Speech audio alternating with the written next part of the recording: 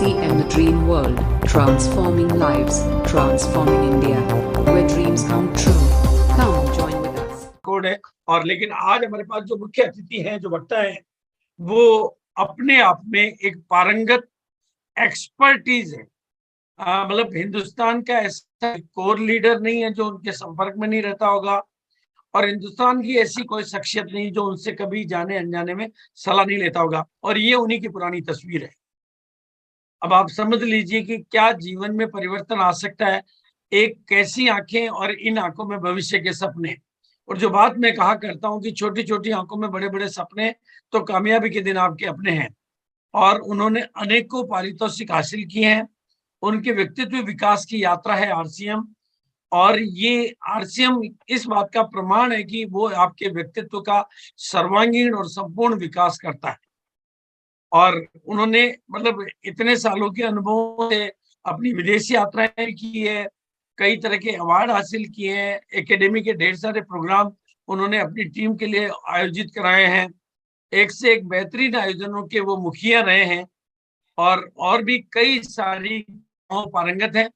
और आज बहुत अच्छे सलाहकार, बहुत अच्छे गाइड, बहुत अच्छे कोच और बहुत अच्छे मार्गदर्शक के तौर पर वो हम सब के लिए काम करते हैं। और मेरे लिए तो खासतौर से जब भी मैं कहीं अटक जाता हूँ, मेरी गाड़ी कहीं रुक जाती है, तो और मुझे किसी मार्गदर्शन की जरूरत होती है, तो मैं बिना किसी डर के आत्माराम जी को फोन लगा लिया करता हूँ, और मुझे सही सलाह मिल जाती है, और मैं कॉन्फिडेंट हो जाता हूँ। ऐसी शख्सियत को मैं आपके बीच में इनवाइट कर रहा हूँ। तो बिना किसी विलंब के आज पूरा सेशन उनका है, और आज मैं चाहूंगा कि आप डायरी और पेन लेके बैठें, ताकि आप वो नोट्स बना सकें, जिससे आपके घर में नोट आते रहें। अगर उनकी बातों के नोट्स आपने बनाए तो आपके घर में नोट्स आते रहेंगे।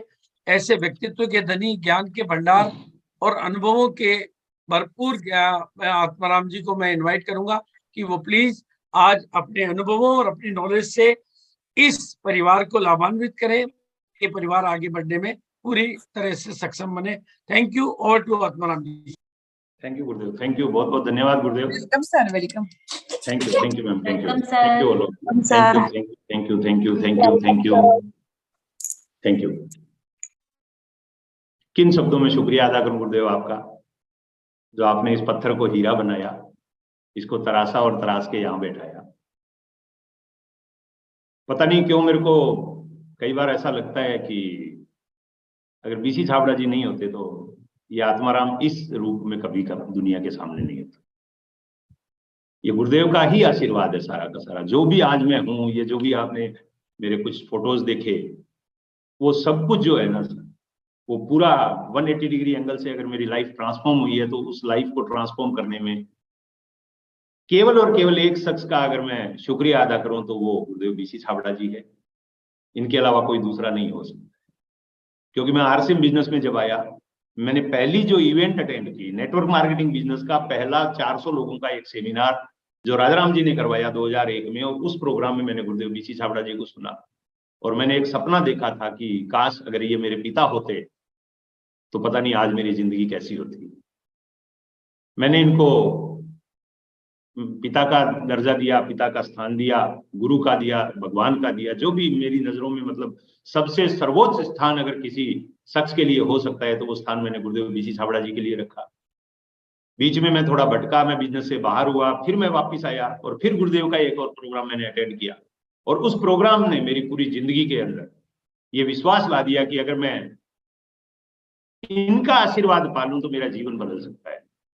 और मैं कभी भी मेरे को पता चला कि बीसी छाबड़ा जी का कई प्रोग्राम है तो मैं वहां मेरे लोगों को लेके पहुंच गया था।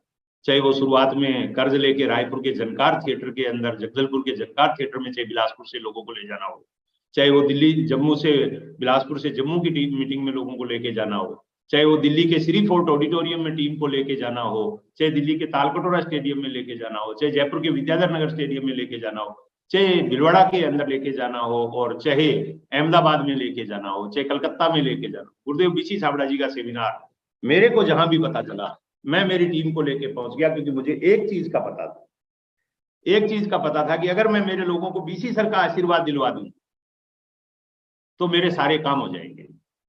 और कहते हैं ना कि आप जब देखिए, द्रोणाचार्य ने अर्जुन को शिक्षा दी थी बट अर्जुन से अच्छा धनुर्धर एकलव्य इसलिए बन पाया क्योंकि उसने द्रोणाचार्य को दिल से गुरु स्वीकार किया।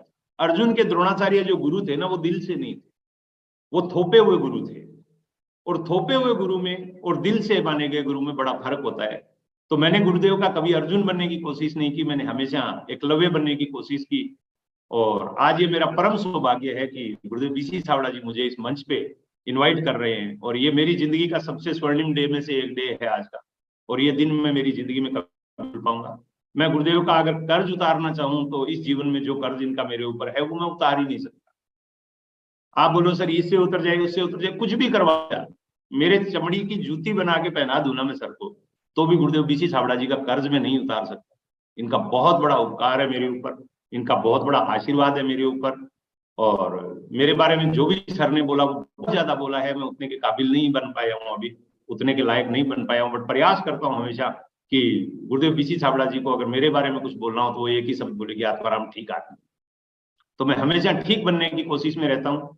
आज बहुत सारी मातृशक्ति के सामने, बहुत सारी बहनों के सामने, टॉप लीडर्स के सामने मेरे को बैठ के बोलने का मौका जो ये गुरुदेव ने दिया, ये मंच मुझे दिया, उसके लिए मैं आप सभी बहनों का और आप सभी लीडर्स का और लेडी लीडर का खास तौर से और गुरुदेव का शुक्रिया एक बार पुनः धन्यवाद अदा करता हूँ।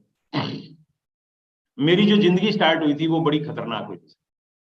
मतलब मैं इस दुनिया में आया, आज कुछ आपको ऐसे इंटरनल बातें बताऊंगा जो शायद आपने मेरे किसी सेमिनार में या स्टेज पे नहीं सुनी होगी, बट आज गुरुदेव सामने है तो मैं चाहूंगा कि वो चीजें गुरुदेव को भी थोड़ा सा मतलब मैं बता दूं कि गुरुदेव आपने जिस बच्चे को इस धरती पे ये जो इंसान बनने का अवसर दिया, ये बहुत बड़ा ऊपर वाले ने आपको ये मैसेज दिया होगा, या ऊपर वाले ने आपके अंदर ऐसी कोई शक्ति भरी होगी या ऐसी कोई प्रेरणा भरी होगी, या उसने आपको निमित्त किया होगा मेरे लिए कि भाई ये एक लड़का मैं भेज रहा हूँ। क्योंकि मेरे से पहले 4 बच्चे पैदा हुए थे गुरुदेव हमारे घर में, मेरी माँ के, और चारों एक्सपायर हो गए थे। 4 बच्चों की डेथ होने के बाद 5वां मैं पैदा हुआ था। और जब मैं पैदा हुआ था तो मैं बचपन में ही डॉक्टरों ने ये बोल दिया था कि ये बच्चा शायद बच नहीं पाएगा, ये बच्चा बच नहीं पाएगा, क्योंकि मेरे में बहुत सारी, मेरी माँ मतलब बहुत वीक होती थी और मैं बहुत वीक पैदा हुआ था। लेकिन कहीं ना कहीं ऊपर वाले की ऐसी कृपा रही कि मैं बच गया। मेरे बाद में मेरी एक सिस्टर पैदा हुई, और सिस्टर पैदा हुई तो बहुत ज्यादा डिलीवरी के दौरान ब्लीडिंग होने की, क्योंकि उस समय डॉक्टर बहुत दूर होते थे और मेरे पापा बहुत भागे थे। पहले एक वैद्य को लेके आए, फिर उन्होंने कहा नहीं यार मेरे पास इसका कोई इलाज नहीं है। उस समय एक ऑक्सीटोसिन इंजेक्शन आता है जो डिलीवरी के दौरान यूज किया जाता है, लेकिन वो उस समय बहुत मुश्किल से बड़े शहरों में मिलता था और बड़ा शहर दूर था। और मेरे पापा जब तक शहर पहुंचते, वहां से जीप लेके जाते और मेरी माँ को वापस लाते, तब तक ज्यादा खून बहने की वजह से मेरी माँ की डेथ हो गई थी। माँ की डेथ होने के बाद में मेरी जिंदगी बड़ी कष्टदायी थी। मेरी बहन जो थी उसको मेरी मौसी, जो मेरी माँ की सगी सिस्टर थी दूसरी, जो मेरे ताऊ के घर में थी, वो लेके चली गई। लेकिन मेरे को मेरे पिताजी ने पास में रखा, वो बड़ा लाड प्यार रखते थे मेरा। बड़ी मुश्किलों से उन्होंने मेरे को पाला, बड़ा किया। जब मैं 5वीं क्लास में पढ़ता था ना, तो मेरे घुटनों में बहुत दर्द हुआ था और मेरे घुटने जाम हो गए थे। फिर भी उन्होंने इलाज करवाया, मैं थोड़ा ठीक हो गया। जब मैं 9वीं क्लास में पढ़ रहा था तो मैं दोबारा बीमार हो गया, और इतना ज्यादा बीमार हो गया कि मैं स्कूल नहीं आ सकता। फिर 9वीं क्लास पास की, 10वीं क्लास एडमिशन हुआ। मेरी जिंदगी का है कि मेरे को बड़ा होकर डॉक्टर बनना है। और मेरे को डॉक्टर इसलिए नहीं बनना था कि मेरे को डॉक्टर के प्रोफेशन में कोई ज्यादा मजा आता है, बनना चाहता था कि डॉक्टर की जिंदगी बहुत अच्छी होती है, पैसे खूब कमाते हैं। मेरे चाचा जी थे वेटरनरी डॉक्टर थे, तो मैंने कहा यार मैं वेटरनरी तो जिंदगी में मजा। और मैं वो सपना पूरा करने के लिए खूब पढ़ाई करता था, खूब पढ़ाई में मन लगा के पढ़ता था, मैं रहता था। लेकिन 10वीं में मैं बहुत बीमार हुआ, मेरी पढ़ाई छूट गई। फिर भी मैं पढ़ाई कर रहा। पिताजी के पास में 400 रुपए नहीं थे उस प्रवेश पत्र को लेने के लिए जिसको मैं लेके पेपर दे सकता था। मेरे पिताजी ने मेरे को 500 रुपए दिए जब मैंने 400 रुपए मांगे, तो उन्होंने कहा तेरी दवाई खत्म हो गई, चाहे तो दवाई ले बीकानेर से और चाहे तो पेपर दे। जहान है तो जहान है, मैंने इस थ्योरी को अपनाया, मैंने पढ़ाई को छोड़ दिया और मैं दवाई लेने बीकानेर गया। वहां मेरे पिताजी थे जो अभी रिटायर हो गए, उस समय पुलिस में हवलदार थे। मैंने उनसे पूछा, मैं परीक्षा देना चाहता हूँ। वो चाहते तो मुझे 400 रुपए दे सकते थे, आज मेरे को ऐसा लगता है, बट वो ऊपर वाला नहीं चाहता था कि वो 400 रुपए मुझे दे। उन्होंने एक बार भी मेरे को नहीं बोला हमेशा दे रहे। उनका बेटा कोई बात नहीं, जिंदगी पेट तो भर ही लेगा। बोरिडो ना मतलब बोझा होके भी पेट भर लेगा, कुली का काम करके भी पेट भर लेगा। तेरे को तो इलाज पे फोकस करना चाहिए। और मेरा इलाज हुआ और मैं फिर ठीक हो गया। उसके बाद में मेरे घर में एक रिलेटिव आए, उनको किराना शॉप पे एक आदमी की जरूरत थी और मैं कोई काम नहीं कर पाता था, इसलिए मैं उनकी दुकान पे चला गया। 400 रुपए महीना में 92 में मैंने किराना शॉप पे नौकरी शुरू कर दी। 6 महीने नौकरी करने के बाद मेरे को एक बात समझ में आई, जो मैं सब लोगों को बोलना चाहूंगा। यहाँ पे बहुत सारे लोग मेरे को सुन रहे हैं और ये यूट्यूब लाइव जा रहा है, तो ये पूरा सुनना होगा इस प्रोग्राम को।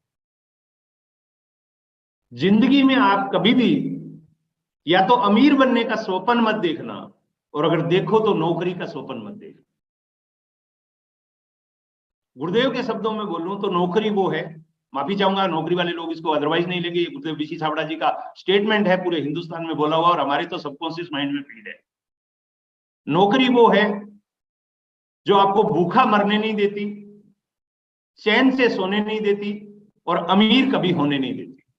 ये गुरुदेव बीसी छाबड़ा जी ने पूरे हिंदुस्तान में चिल्ला चिल्ला के करोड़ों लोगों के सामने ये बोला है, और मैंने इसको महसूस किया है, मैंने इसको देखा है। और मेरी टीम में जितने भी गुरुदेव जैसे बता रहे थे क्लास 1 ऑफिसर, चाहे वो पारासर जी है बिलासपुर से, गजेटेड ऑफिसर है पारासर जी, चीफ इलेक्ट्रिकल इंजीनियर है वो, और बहुत सारे साथी है, बहुत हायर रैंक के लोग मेरी टीम में है। मैं 9वीं पास हूं, बट मेरी टीम में कोई भी 9वीं पास नहीं है। मैं 9वीं पास हूं लेकिन मेरी टीम में कोई 9वीं पास नहीं है, और उसकी वजह सिर्फ और सिर्फ एक ही है, गुरुदेव बीसी छाबड़ा जी द्वारा दिया गया नॉलेज, गुरुदेव द्वारा दिया गया मार्गदर्शन। मैंने 6 महीने नौकरी की तो मेरे को एक पता चल गया कि ये 400 रुपए सेठ जी देते हैं, ये 400 रुपए में मेरी दवाई आती है। मैं थोड़ा ज्यादा कोशिश करूंगा तो ये 800 दे देंगे, लेकिन ये कभी 8000 नहीं दे सकते। और अगर मुझे अमीर होना है तो मुझे 400-800 नहीं चाहिए, मुझे तो 8000 और 80,000 और 8 लाख वाला काम चाहिए। इसलिए मेरी दुकान के सामने एक झोला छाप डॉक्टर होते थे, मैंने उनसे डॉक्टरी सीख ली पार्ट टाइम में। मेरी जिंदगी में पार्ट टाइम काम बहुत सारे किए मैंने, और यही कारण था कि मैं आरसीएम कर पाया, क्योंकि मैंने हमेशा किसी काम के साथ में, एक काम के साथ दूसरा काम हमेशा करने का ऑप्शन सोचा। क्योंकि मेरा ऐसा मानना था, कारवार मेरे पास उस समय नहीं थी, मेरे को मालूम ही नहीं था कि स्टेपनी क्या चीज होती है, लेकिन बाद में मेरे को पता चला लाइफ में आपके पास स्टेपनी हमेशा होनी चाहिए। देखिए मैं कहानी सुनाऊंगा ना, उसमें बहुत सारे मैसेजेस आपके लिए आएंगे, तो आप सिर्फ ये मत सोचना कि कहानी सुन रहे हैं, मैसेज जो बाद में होंगे तो वो नोट बना लेंगे। अगर आपको कुछ लिखना है तो साथ के साथ लिख लीजिएगा, क्योंकि कहानी खत्म होगी, मीटिंग खत्म हो जाएगी। जो भी मैसेज है, मैं मेरी लाइफ से रिलेटेड मैसेज मैं आपको देता हूँ। मैं किताबें बहुत पढ़ता हूँ, इसमें कोई डाउट नहीं है, गुरुदेव ने आपको बिल्कुल सच बोला। मैं भूखा रहता हूँ हमेशा किताब पढ़ने के लिए, और मेरे को दुनिया के बेस्ट सेलिंग लेखक की कोई भी किताब मिल जाए हिंदी में, मैं उसको छोड़ता नहीं हूँ, खरीद लेता हूँ और पढ़ देता हूँ। आजकल तो मैं कोशिश करता हूँ इंग्लिश वाली भी पढ़ने की। तो मैंने हमेशा एक चीज देखी है, आपके पास जिंदगी में, मैंने एक बार एक डायमंड का टेप सुना था, और उस टेप में उस डायमंड ने कहा था, मुसीबतें जिंदगी में कभी भी आती है ना तो वो पूछ कर नहीं आती है।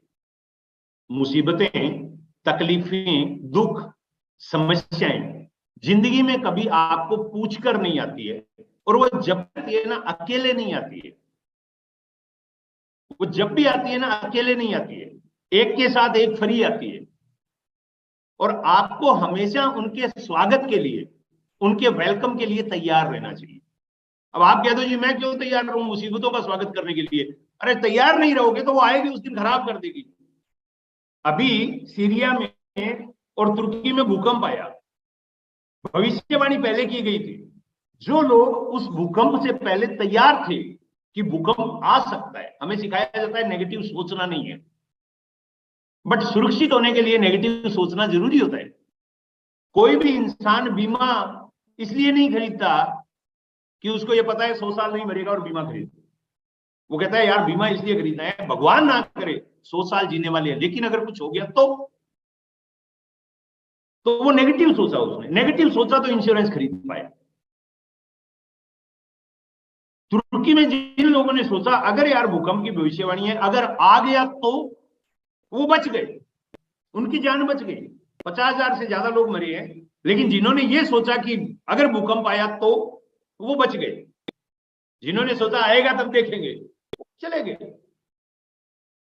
तो मैंने हमेशा लाइफ में ये सोचा है कि कार चाहे मारुति 800 हो और चाहे 2 करोड़ की मर्सिडीज हो, मैंने वत्स साहब की कार की डिक्की खोल के चेक की थी मर्सिडीज की कि उसमें स्टेपनी है या नहीं है, उसमें भी है। मतलब चाहे आप काम छोटा कर रहे हो चाहे आप बड़ा कर रहे हो, आपके पास लाइफ में एक स्टेपनी होनी चाहिए। और जब मैं वो दुकान पे किराना शॉप पे नौकरी कर रहा था तो मैंने वो स्टेपनी के तौर पे पार्ट टाइम में डॉक्टरी को सीखा, झोला छाप डॉक्टर बनना सीखा, क्योंकि मेरे को लगा मैं पढ़ लिख के डॉक्टर नहीं बन पाया, बट मैं ये वाला डॉक्टर बन जाऊं तो भी काम चल जाएगा। और मैंने सीखा और सीखने के बाद में वहां से एक और डॉक्टर के पास आ गया, फिर एक और डॉक्टर के पास आ गया, इस तरह करके मैंने वो झोला छाप डॉक्टरी सीखी।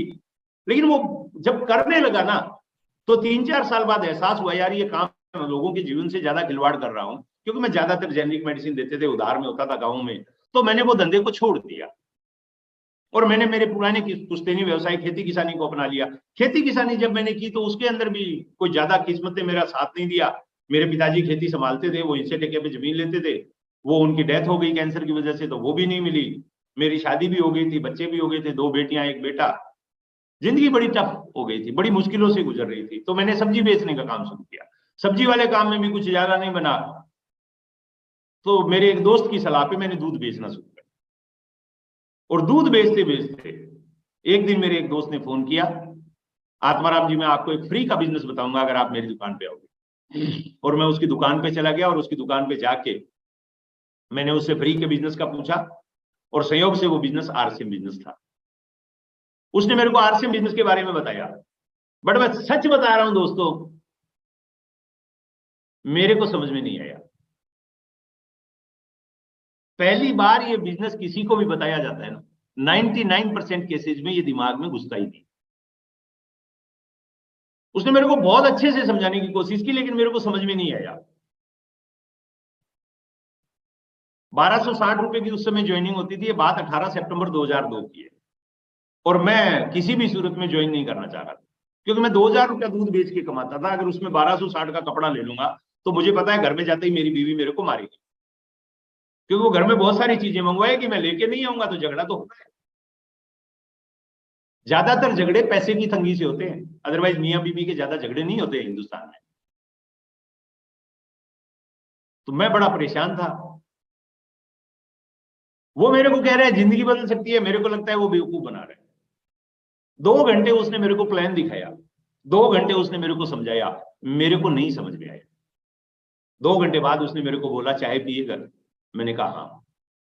तो वो बोल के आया एक दुकान में चाय का। मैंने उसको बोला था यहीं से आवाज लगा दो चाय तो भेज देगा, वो सामने ही दुकान थी। बोलता है नहीं बोल के आऊंगा। वो चाय का बोल के आया और उसके बाद में वो चाय आई, और जैसे ही हम चाय पीने लगे, एक स्टीम कार, जो उस समय बड़ी लग्जरियस कार मानी जाती थी, मारुति स्टीम, वो कार आई और उस कार में से एक गोरा चिट्टा आदमी बाहर निकला और उस शख्स ने आके मेरे से हाथ मिलाया, बोला हेलो आत्माराम जी क्या हाल चाल है। मैंने कहा साहब मैं आपको जानता ही नहीं, आप मेरे को कैसे जानते हो?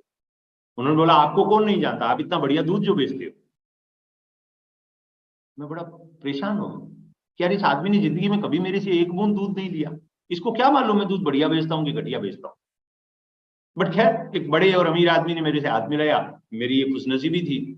मैंने उनको बोला चाय लीजिए साहब, तो उन्होंने कहा नहीं नहीं चाय आप लोग। वो मेरा दोस्त था, उसने अपनी चाय उनको दे दी, बोला अंकल ये ले। मैंने कहा अंकल? बोला हाँ ये मेरे अंकल है। मैंने कहा ओके बहुत बढ़िया। तभी उसने आवाज लगाई एक चाय भेजना।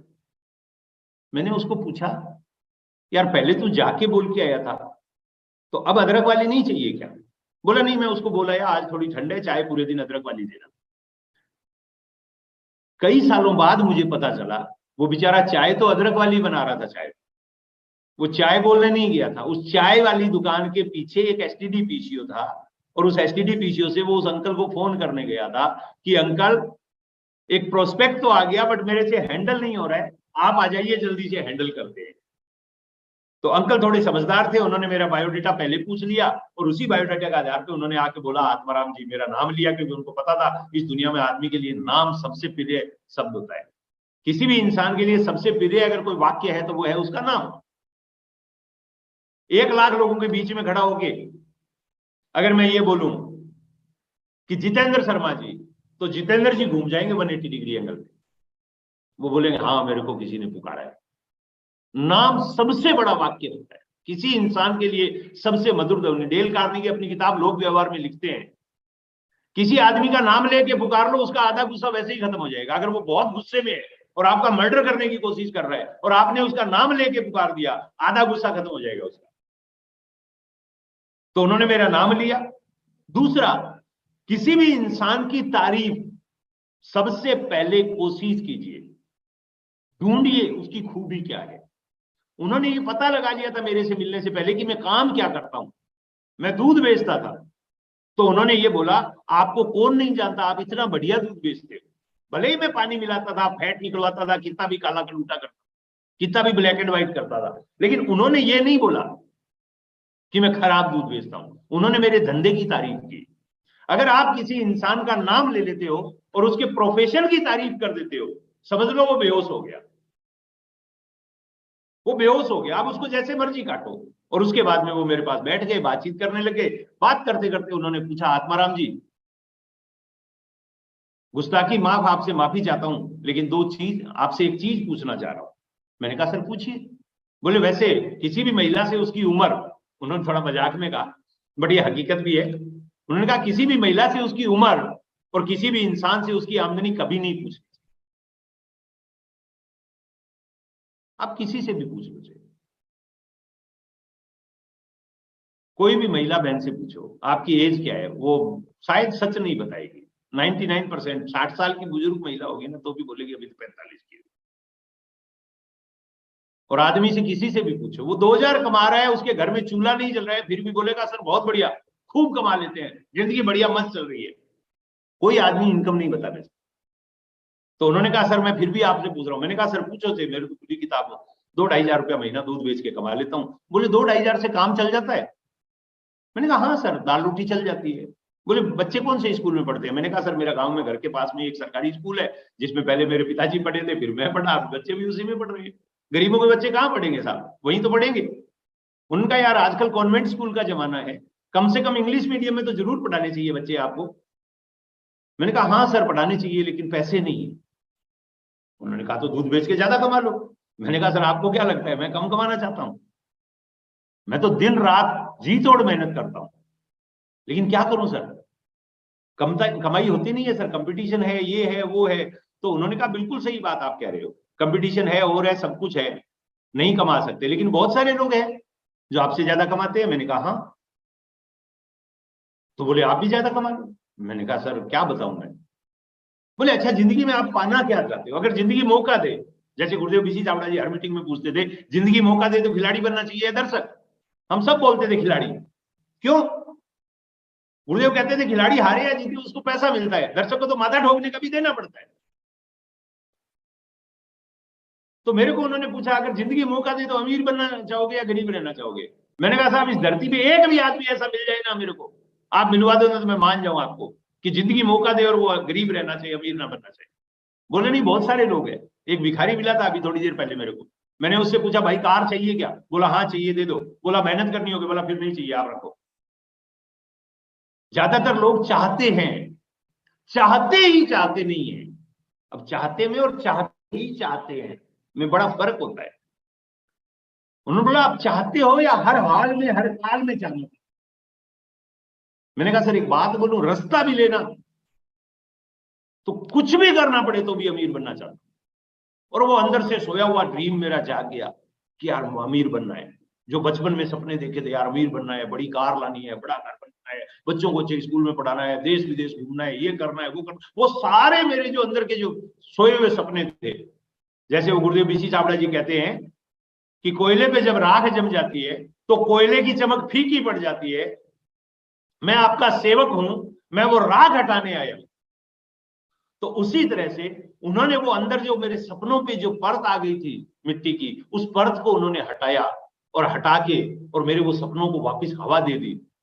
और जैसे ही हवा दी, मैंने कहा, साहब क्या इस दुनिया में संभव है कि कोई गरीब आदमी अमीर बन सकता है?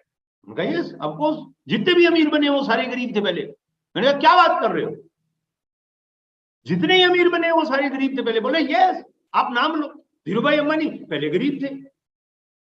धीरूभाई अंबानी के पिताजी टीचर थे, गुजरात में मास्टर थे, बच्चे पढ़ाते थे। और बोले, वहां से धीरूभाई अंबानी देश के सबसे बड़े करोड़पति आदमी बन गए। बिल गेट्स माइक्रोसॉफ्ट के जो संस्थापक है, उनकी मां लोगों के घर में झाड़ू पोछा करती थी, और एक गैरेज में रह के बिल गेट्स ने अपना कंप्यूटर ऑपरेटिंग सिस्टम खड़ा किया था। और 11वीं क्लास में इसलिए स्कूल से नहीं निकाला था कि बिल गेट्स पढ़ाई में होशियार नहीं थे, इसलिए निकाला था कि फीस भरने के पैसे नहीं थे मां के पास। अमेरिका जैसे देश में भी बिल गेट्स को फीस भरने के पैसे नहीं होने की वजह से निकाल दिया। और बहुत सारे उन्होंने उदाहरण दिए मेरे को, बोले ये सारे गरीब थे पहले। मैंने कहा साहब ये गरीब थे और ये अमीर बन गए, तो साहब इसका मतलब मैं बन सकता हूं? बोले यस, चाहो तो बन सकते हो। तो मैंने कहा सर कुछ बताओ ना, कैसे बन सकता हूं? आप तो अमीर आदमी हो, आप तो नौकरी करते हो, आपके पास तो गाड़ी घोड़ा बंगला सब कुछ है, आप थोड़ा सा मेरे को बता दो तो साहब जिंदगी बदल जाए। अब यहाँ पे मैं आपको एक चीज कहना चाहूंगा, मैं आपसे पूछना चाहूंगा कितने लोग अमीर बनना चाहते हैं? क्या हैंड राइज करके बता सकते हैं? जिंदगी मौका दे तो कितने लोग अमीर बनना चाहेंगे? क्या बात है, वेरी गुड, क्या बात है, बहुत बढ़िया बहुत बढ़िया। यानी सब लोग अमीर बनना चाहते हैं, जिंदगी मौका दे तो सब अमीर बनना चाहेंगे। मैंने जब उनसे पूछा क्या आप वाकई, मैंने कहा सर कोई तरीका बता सकते हो? उन्होंने कहा तरीका तो मैं बता दूंगा, लेकिन वो तरीका थोड़ा टफ है, थोड़ा मुश्किल है, थोड़ा मतलब थोड़ा परेशान करने वाला तरीका है। मैंने कहा सर कैसे? Thank you thank you thank you thank you so much, बहुत लोग अमीर बनना चाहते हैं। चलिए आज अमीरी टॉपिक रखेंगे अपन अपना, बाकी चीजें तो आपको वहां से मतलब गुरुदेव के चैनल पे बैठे हो तो आपको तो सब कुछ मिलता है यहाँ पे। मैं तो आज आपको थोड़ा सा मतलब क्या कि मेरा अनुभव शेयर करने आया हूँ कि ये आत्माराम बना कैसे, वो आपके साथ शेयर करने आया हूँ। Thank you so much. तो मैंने कहा साहब कुछ बताओ ना। बोले आपको साइकिल चलानी आती है? थोड़ा ध्यान से सुनिएगा, हेडलाइंस को रोक दीजिए अभी। उन्होंने मेरे से पूछा सर साइकिल चलानी आती है? मैंने कहा हाँ। बोले किसने सिखाई?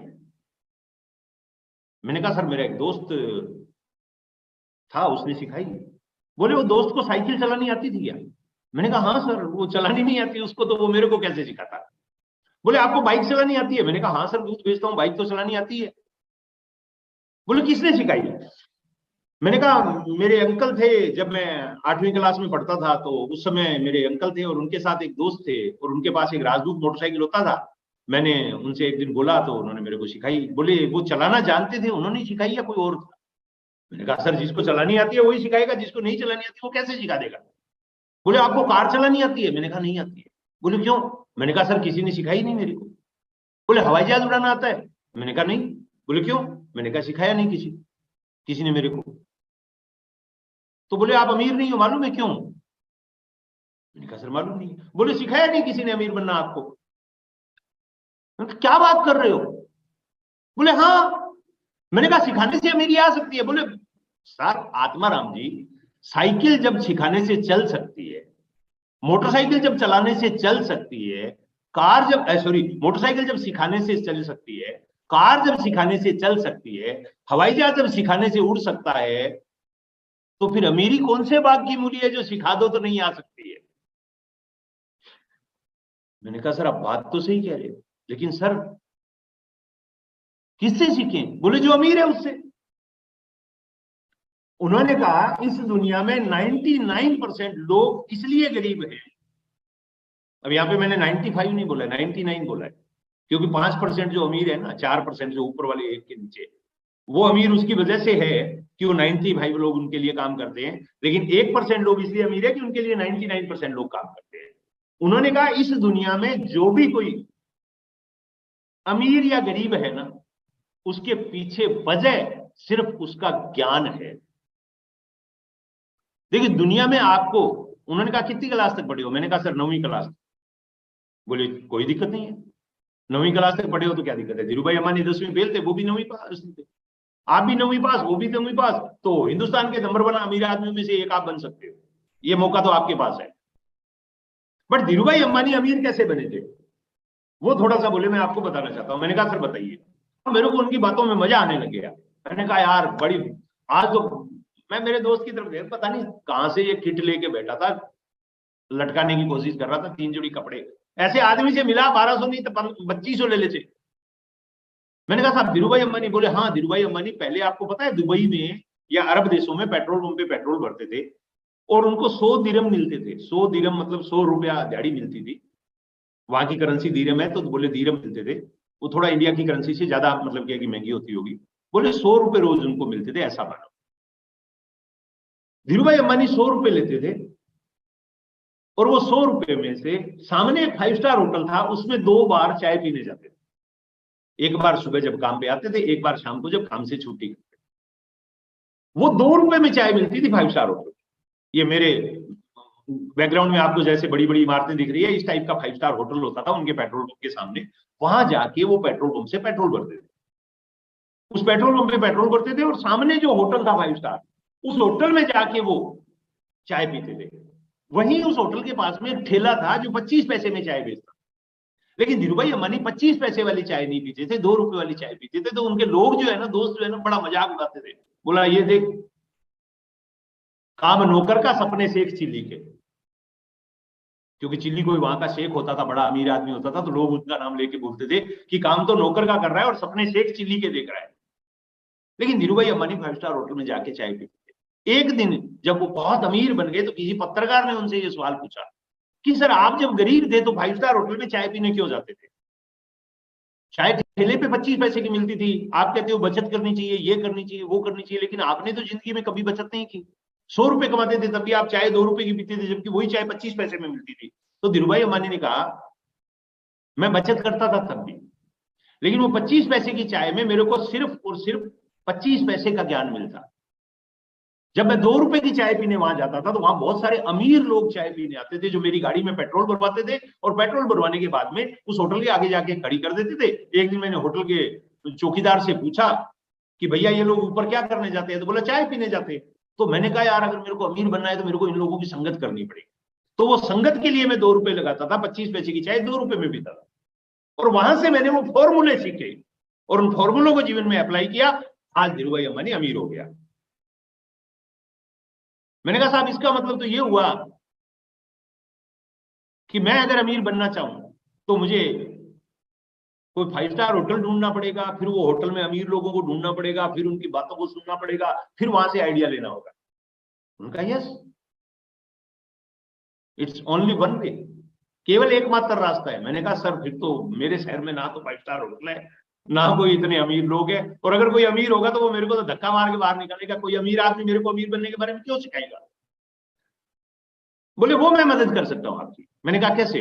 बोले इस धरती पे एक अमीर आदमी ऐसे हुए हैं जिन्होंने अपना अमीर का, वैसे अमीर लोग अपना ज्ञान किसी को देते नहीं है, लेकिन एक अमीर आदमी ऐसे हुए हैं जिन्होंने पूरी दुनिया को अमीर होने का ज्ञान दिया। और आज दुनिया के जितने भी रिचेस्ट लोगों को आप जानते हो, फोर्ब्स मैगजीन में जिनका भी नाम लिखा हुआ है ना दोस्तों, वो सारे के सारे लोग उस एक आदमी के ज्ञान की वजह से, और वो ज्ञान फ्री में अवेलेबल है, वो सारा ज्ञान फ्री में अवेलेबल है। लेकिन प्रॉब्लम क्या है, हमें फ्री से सबसे ज्यादा एलर्जी है। उर्दू बीसी छाबड़ा जी अपनी मीटिंगों में कहते थे कि इस दुनिया में फ्री की कोई वैल्यू नहीं है। कैसे वैल्यू नहीं है? बोले हार्ट के ऑपरेशन के 5 लाख रुपए खर्च होते हैं, हार्ट के ऑपरेशन के 5 लाख खर्च होते हैं, आदमी जाता है बाईपास करवाता है, लेकिन वही है हार्ट के ऑपरेशन के 5 लाख रुपए से वो बच सकता है बशर्ते वो रोज सुबह 1 घंटा मॉर्निंग वॉक करना चाहिए। डॉक्टर कहता है घूमने से हार्ट की बीमारी नहीं होती है, आदमी कहता है घूमूंगा नहीं, 5 लाख दूंगा, ऑपरेशन करवा लूंगा। तो बोले फ्री के ज्ञान की वैल्यू नहीं होती है। मैंने कहा साहब मैं वैल्यू करूंगा, बस मुझे बता दीजिए। और तब उन्होंने एक लाइन बोली जो आपको नोट कर लेनी चाहिए, इफ यू वांट टू। वैसे आप अगर नोट नहीं कर पा रहे हैं तो कोई बात नहीं, प्रोग्राम यूट्यूब लाइव जा रहा है, ये रिकॉर्डेड रहेगा, आप वहां से बाद में भी इसको रिपीट सुन के भी आप इसके नोट्स बनाना चाहें तो बना सकते हैं। तब उन्होंने मेरे को नाम बोला, उन्होंने कहा उस आदमी का नाम था मिस्टर जे पॉल गेट्टी, जो 26 साल की उम्र में इस धरती के पहले अरबपति बने थे। लखपति करोड़पति नहीं बात कर, अरबपति, और वो भी डॉलर टर्म्स में, यानी इंडियन करेंसी में INR में करोगे तो खरबपति होता है। 26 साल की उम्र में एक लड़का इस धरती का सबसे बड़ा अरबपति बना, और अरबपति बनने के बाद मजे की बात, उसने सारी संपत्ति दान दे दी। और जब संपत्ति दान दे दी तब एक पत्रकार गया इंटरव्यू लेने के लिए, और उस पत्रकार ने बोला sir you are so great, आप बहुत महान आदमी हो कि आपने इतनी दौलत कमाई और बाद में दान दे दी, लेकिन सर हमें आपसे एक सवाल पूछना है जो पूरी दुनिया इस सवाल से परेशान है कि ये शख्स ने ऐसा किया कैसे, कैसे वो ऐसा कर पाया कि वो सारी एसेट को दान कर पाया। आप अमीर कैसे बने, और अगर कोई आदमी आप जैसा बनना चाहे तो क्या बन सकता है? उन्होंने कहा यस इट इज पॉसिबल। और तब उन्होंने कुछ बातें बताई, वो बातें आज भी आपको गूगल पे मिल जाएगी। जे पॉल गेटी की आपके बारे में डालोगे तो गूगल आपको सब दे देगा, लेकिन अभी मैं बता देता हूं 2 मिनट के लिए। जे पॉल गेटी साहब ने एक बात बोली थी, अगर कोई आदमी अमीर बनना चाहे तो उसको क्या करना होगा। If you want to become rich, मैं उन्हीं के शब्दों में कोट करके बोल रहा हूं, if you want to become rich, find someone who is rich and do he is doing, one day you will be the rich. अगर आप, हिंदी कर देता हूं, अगर आप अमीर बनना चाहते हो तो ऐसे किसी शख्स को ढूंढो जो पहले से अमीर है, और फिर वो करो जो वो करता है, एक दिन आप भी अमीर बन जाओगे। If you want to become rich, अगर आप अमीर बनना चाहते हो तो find someone who is rich, उसे ढूंढो जो अमीर है, and do he is doing, और वो करो जो वो करता है, one day you will be rich, एक दिन आप भी अमीर हुए। मैंने कहा साहब बात तो आपने बहुत अच्छी बोल दी, लेकिन साहब किसी अमीर आदमी को मैं ढूंढ लूं, उससे मिल लूं, तो मिलेगा क्यों वो मेरे से? मान लो मैं मिल भी लिया तो वो अपना सीक्रेट मेरे को बताएगा क्यों? उन्होंने कहा उसका भी इंतजाम किया हुआ है। जे पॉल गेटी साहब ने इसके बारे में भी बताया हुआ है कि अगर आपको अमीर बनना है तो क्या करना होगा, ये करना होगा। तो किसी, वही पत्रकार ने जो सवाल मैंने मेरे अपलाइन से पूछा, वही पत्रकार ने उनसे पूछा, वही पत्रकार ने जो उनसे पूछा कि सर कोई अमीर आदमी किसी को बताएगा क्यों अपना सीक्रेट? उन्होंने कहा उसका भी इलाज बता रहा हूं। अगर आपको अमीर बनना है तो 4 चीजें नोट कर लो।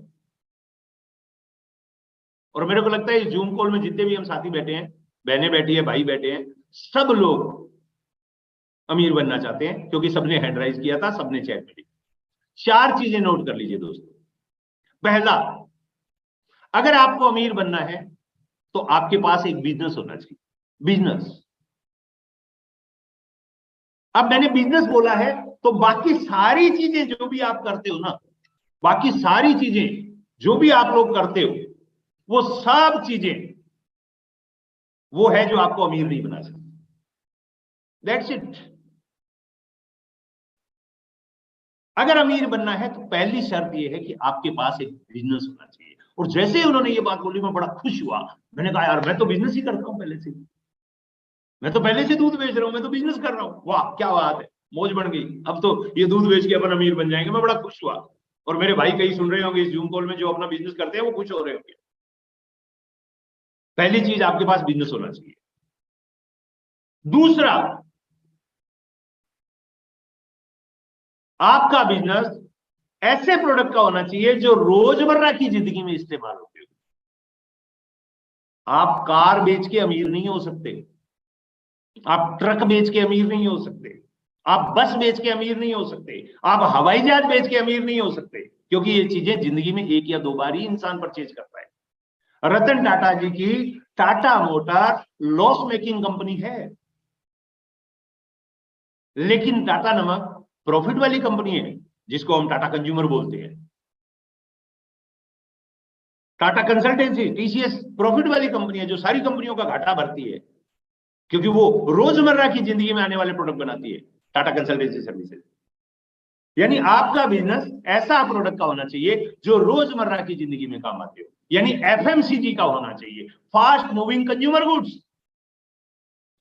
मसाले, दालें, हेयर ऑयल, साबुन, शैम्पू, कपड़े, जूते, चप्पल, ग्रोसरी, न्यूट्रास्यूटिकल्स, मेडिसिन, ऐसे प्रोडक्ट जो आपकी रोजमर्रा की जिंदगी में इस्तेमाल होते हैं, रोजमर्रा की जिंदगी में इस्तेमाल होते।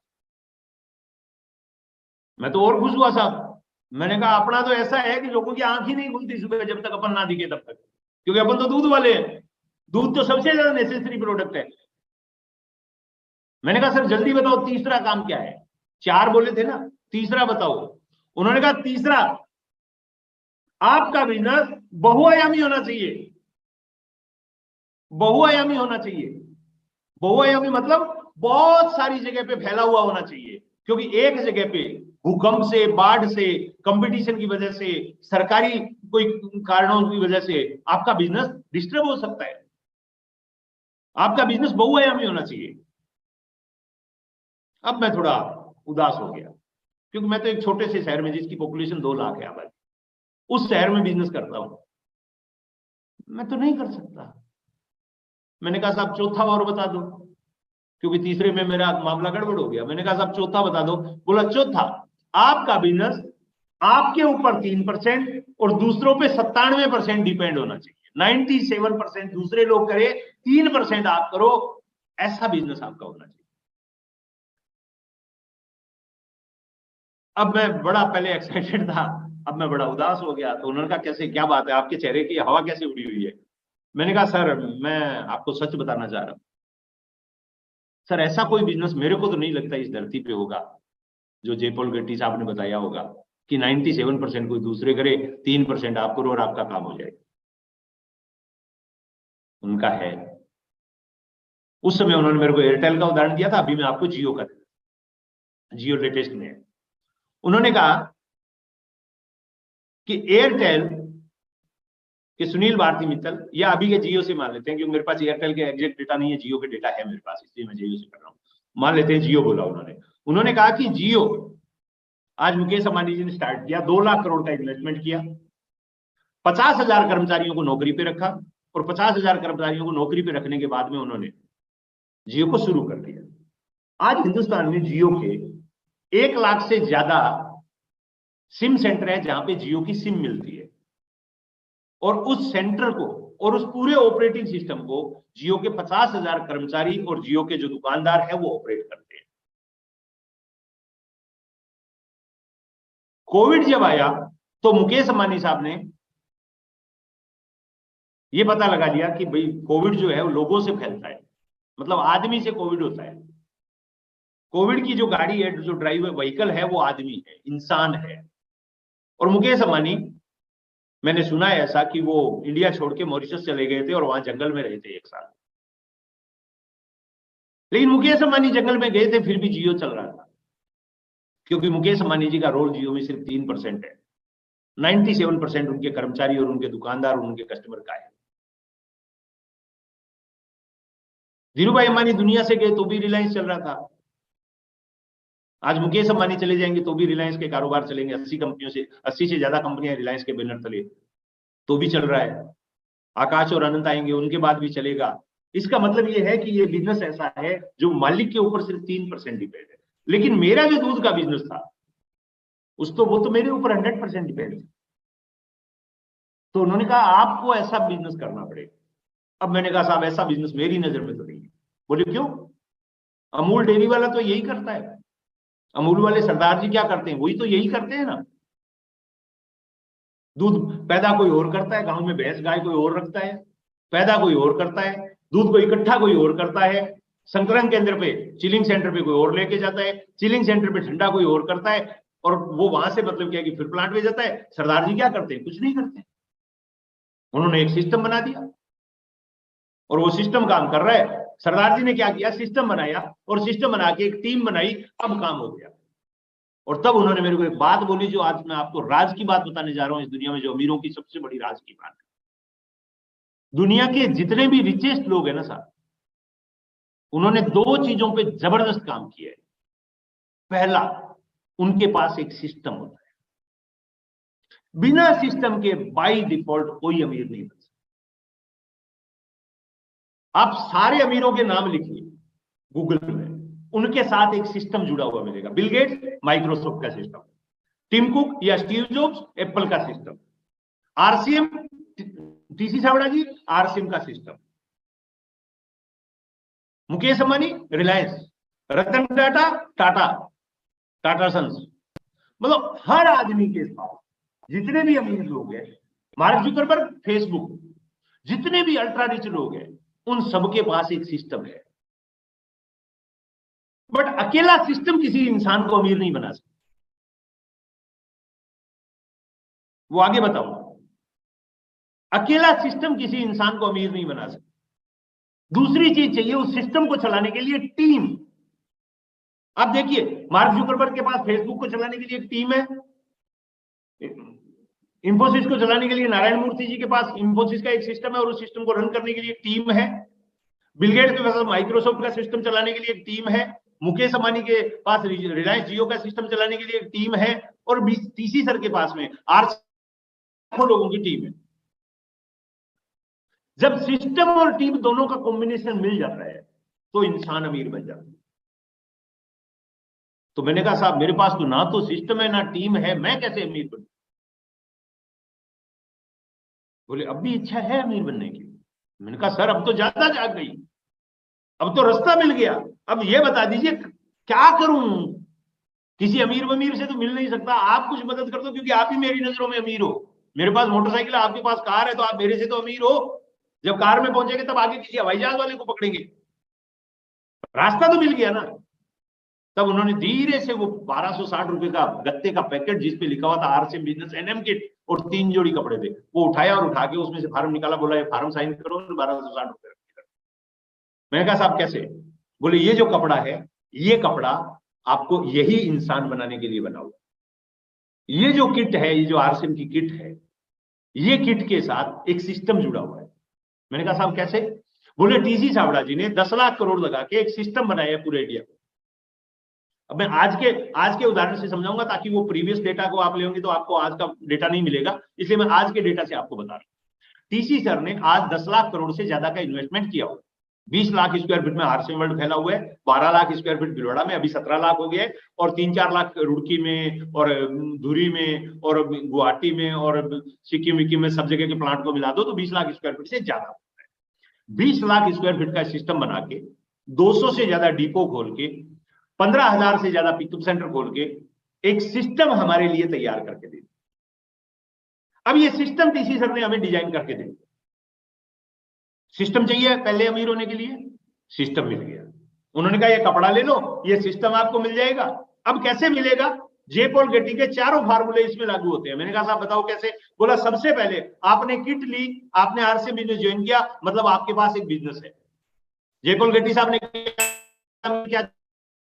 आपके पास एक बिजनेस है। दूसरा, आपका बिजनेस एफएमसीजी का होना चाहिए, यानी रोजमर्रा की जरूरत का। तो बोले कपड़ा आदमी जीने से लेकर मरने तक रोज पहनता है, धरती पे आने से लेकर जाने तक पहनता है, तो रोजमर्रा के जीवन में इस्तेमाल होने वाला प्रोडक्ट है। आने वाले समय में कंपनी हजारों प्रोडक्ट लाएगी, और आज की डेट में हमारे पास अगर बिलिंग रेंज को देखें तो 15,000 प्रोडक्ट है। अगर कैटेगरी वाइज देखें तो भी 500-700 प्रोडक्ट तो है, कोई गिन के नहीं बता सकता कितने। टीसीजी को पता नहीं है टोटल प्रोडक्ट कितने हैं। अगर कोई बोले कि 500 एग्जैक्ट है तो झूठ बोल रहा है। सेठ जी को पता नहीं है, क्यों? रोज ही नए प्रोडक्ट आ रहे हैं, वो बोलेंगे उससे पहले 4 मई आ जाएंगे। तो 700-800 प्रोडक्ट है और रोजाना जीवन में इस्तेमाल होने वाले हैं। रोज सुबह उठने से लेकर रात को सोने तक, इवन अगले दिन सुबह उठने तक, गुड मॉर्निंग से good evening, good night, good morning, सब जगह के प्रोडक्ट है, सब प्रकार के प्रोडक्ट है। तो एफएमसीजी है। तीसरा, आपका बिजनेस बहुआयामी होना चाहिए। आरसीएम के 15,000 पिकअप सेंटर है हिंदुस्तान में, और आप कहीं भी जाके बिजनेस करो, आपको कोई रोक टोक करने वाला नहीं है। तो बहुआयामी भी हो गया। राजस्थान में मेरा बिजनेस नहीं है, मेरा राजस्थान में शुरू में चला नहीं और मेरा राजस्थान में हुआ नहीं। आज राजस्थान में मेरा बिजनेस नहीं है, छोटा मोटा बिजनेस है, लेकिन पूरे हिंदुस्तान से मेरे को हर महीने 2-3 करोड़ का बिजनेस आता है, 2-3 करोड़ का टर्नओवर आता है, यानी बहुआयामी है। चौथा, आपका बिजनेस 97% दूसरे लोगों पे और 3% आप पे डिपेंड होना चाहिए। बोला धीरे धीरे सिस्टम ले लिया, टीम बनाओगे तो ये धीरे धीरे आपका ऐसे होता जाएगा। और दोस्तों आज ऐसा ही है, बहनों आज ऐसा ही है। आज पूरे हिंदुस्तान में 3 लाख लोग मेरी टीम में जुड़े हैं, मोटे मोटे 3 लाख में से 90% लोग कुछ नहीं करते। अब आप बोलिए 3 लाख लोग अमीर, आरसीएम में 3 करोड़ लोग जुड़े थे, 1 करोड़ लोग ऐसे हैं जो शायद 2-3 बार ज्वाइनिंग हुई है, उनका रिकॉर्ड में आ रहा होगा डेटा। 2 करोड़ एग्जैक्ट लोग जुड़े हुए, 90% लोग कामयाब नहीं। क्यों कामयाब नहीं है? क्योंकि मैंने आपको चीज बोली थी पहले ही कि अमीर आदमी को 2 चीजों की सख्त जरूरत होती है, और 2 को किए बगैर अमीर नहीं होता है। पहला है सिस्टम, दूसरा टीम। सिस्टम है, टीम नहीं है, सिस्टम बेकार। टीम है, सिस्टम नहीं है, टीम बेकार। दोनों होना चाहिए, दोनों होना चाहिए। शिकंजी बनानी है तो क्या चाहिए? नींबू चाहिए, पानी चाहिए। अगर नींबू नहीं है, पानी नहीं है तो शिकंजी नहीं बनेगी। उसी तरह से अगर बिजनेस बनाना है तो दोनों चीजें चाहिए, टीम चाहिए और सिस्टम चाहिए। अगर सिस्टम और टीम दोनों नहीं है तो बिजनेस नहीं बनेगा। तो उन्होंने कहा सिस्टम आपको दे दिया डीसी सर ने, अब टीम आपको बनानी है।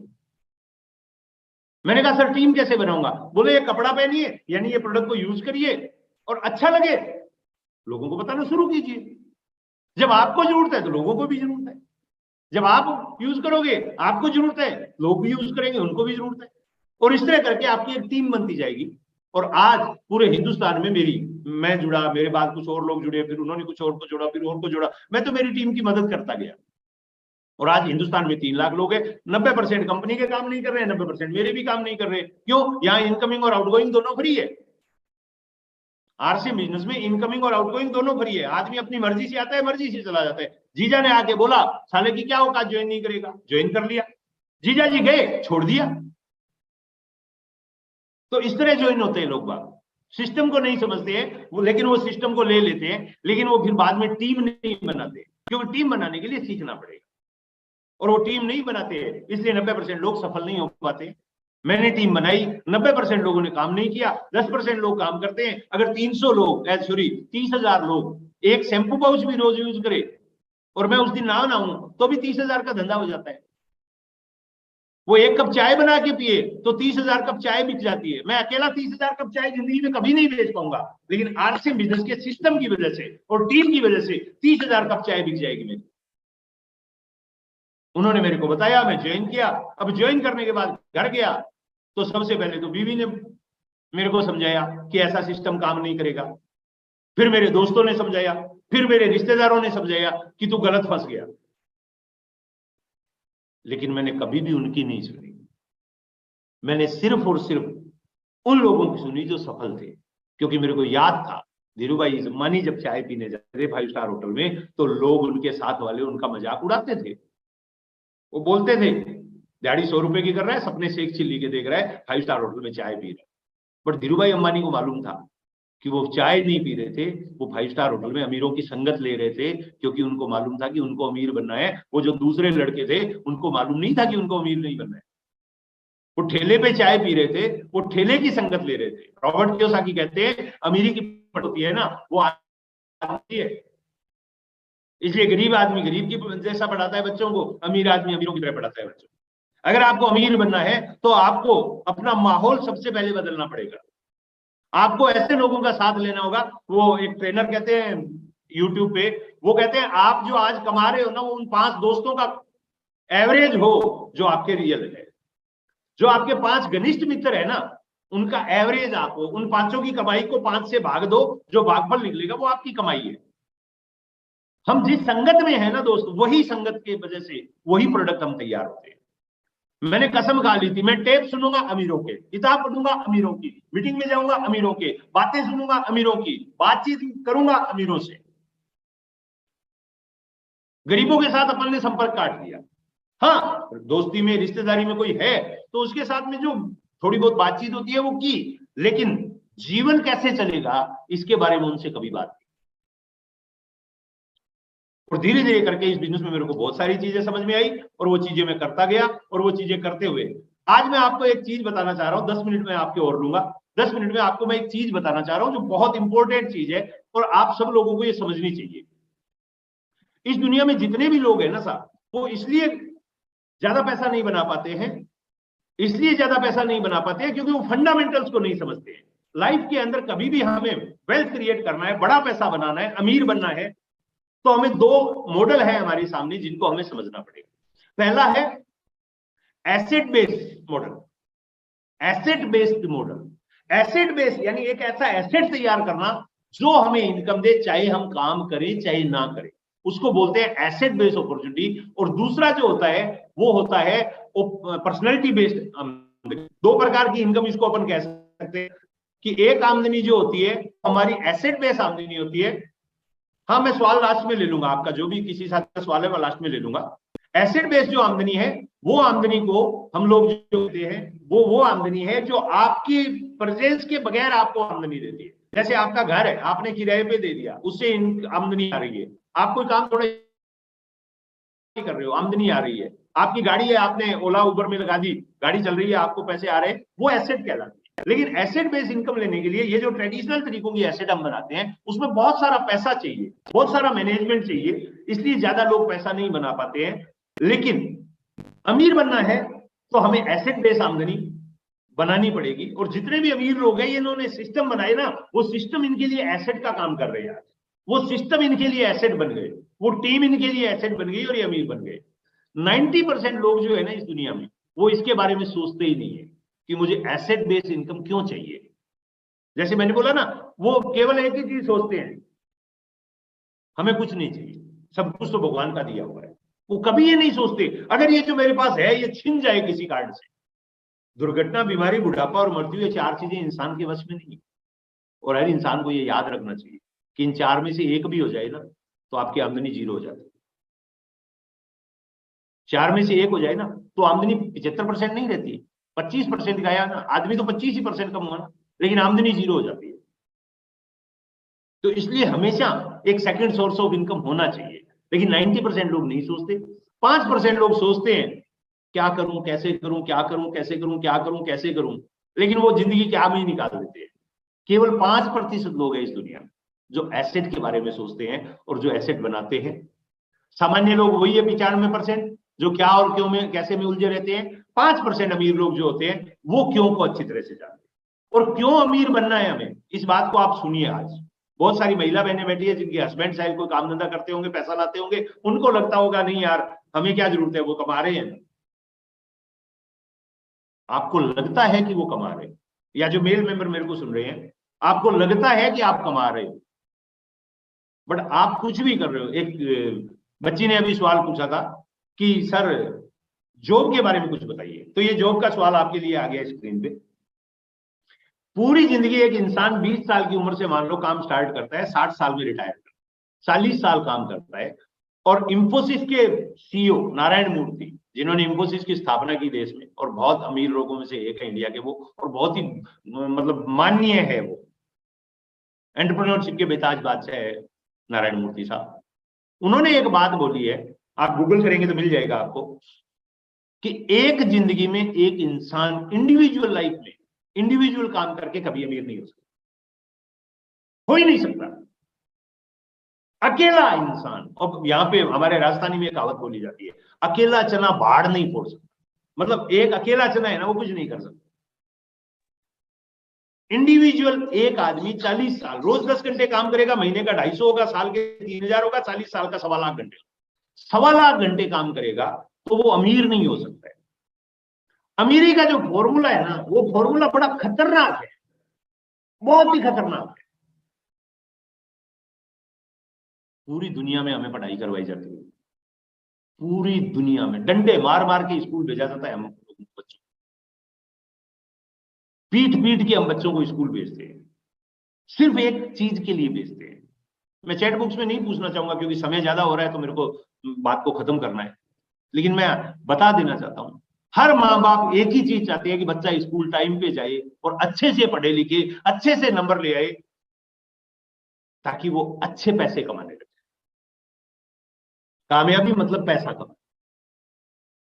हर माँ बाप का ये सपना है कि वो अच्छे पैसे कमाए, बट कमबख्त पता नहीं क्या ऐसा स्कूल में सिखाया जाता है। मेरे बच्चे भी स्कूल जाते हैं, ये मत मानना मैं 9वीं पास हूं तो मैं बच्चों को नहीं पढ़ाता हूं, मैं पढ़ाता हूं। मेरा बेटा बीकॉम फर्स्ट ईयर में है, मेरी बेटी एक बीएड कर चुकी है, दूसरी एमएससी फाइनल ईयर में है, साइंस सब्जेक्ट है उसके पास। मैं भी पढ़ाता हूं, पढ़ाई बहुत जरूरी है, बौद्धिक शिक्षा बहुत जरूरी है, बट इसलिए नहीं कि पैसे कमाने के लिए, इसलिए कि ज्ञान हो जाए क्या करना है और क्या नहीं करना। किसी भी स्कूल, कॉलेज और यूनिवर्सिटी में ये नहीं बताया जाता कि अमीर कैसे। एक सवाल पूछना चाहूंगा, थोड़ा सा अटपटा सा है, बुरा मत मानना, मैं एक बार स्क्रीन भी बंद देता हूं, माफी चाहता हूं पहले हाथ जोड़ के, कान पकड़ के, गलत लगे तो माफ कर दीजिएगा। इस देश में बहुत सारे इंजीनियर बेरोजगार है और ये प्रोग्राम यूट्यूब लाइव जा रहा है, डेफिनेटली बहुत सारे इंजीनियर इसको देखने वाले हैं। बहुत सारे इंजीनियर बेरोजगार। मुझे आपसे जवाब चाहिए, क्यों बेरोजगार है? क्या हमारे देश में इंजीनियरों की इतनी भरमार है कि इंजीनियर चाहिए ही नहीं? जी नहीं, हमारे देश में इंजीनियरों की कमी है, लेकिन फिर भी बहुत सारे इंजीनियर बेरोजगार है। उसकी वजह बताऊं क्या है?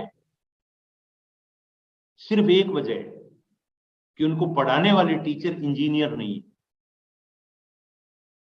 वो केवल ज्ञान किताब से पढ़ा रहे हैं इंजीनियरिंग। अब मैं आपसे एक सवाल पूछता हूं, अगर कोई किताब पढ़ के आपको किताब से रट्टा लगवा दे कि हेलीकॉप्टर ऐसे उड़ाया जाता है और आपको हेलीकॉप्टर की सीट पे बैठा दे किताब पढ़ा के, क्या आप हेलीकॉप्टर उड़ा लोगे? नहीं उड़ा सकते। आपको कार में कोई किताब पढ़ा के बैठा दे तो आप कार चला लोगे? नहीं चला सकते। और अगर गलती से कोई पानी में उतार दे तो किताब पढ़ा के कि तैराकी की किताब पढ़ लो, रट्टा लगा दिया पूरा 100/100 नंबर, तैराकी का एग्जाम दिया, अब आप समुद्र में उतर जाओ और आप तैरो, क्या आप तैर के पार कर दोगे? तैर सकते हो क्या? नो। यानी इसका मतलब इस दुनिया में हमें जो सीखना है वो उससे सीखना है जो वो पहले से जानता है। जो इंजीनियर की पढ़ाई करवा रहे हैं वो खुद इंजीनियर नहीं है। जो वकील BA LLB किए हुए पढ़ा रहे हैं वो खुद वकील नहीं है, उन्होंने एक भी मुकदमा नहीं लड़ा है। इसलिए वकालत करने के बाद वकील के साथ प्रैक्टिस करनी होती है वकील बनने के लिए।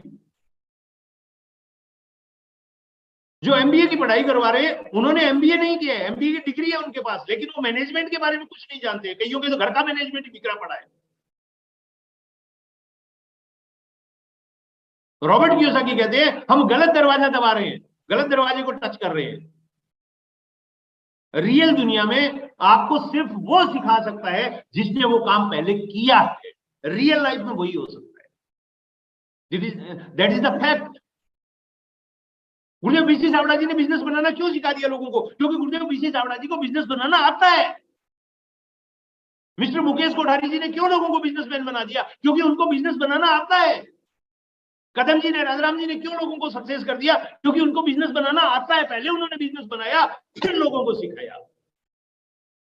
That is truth.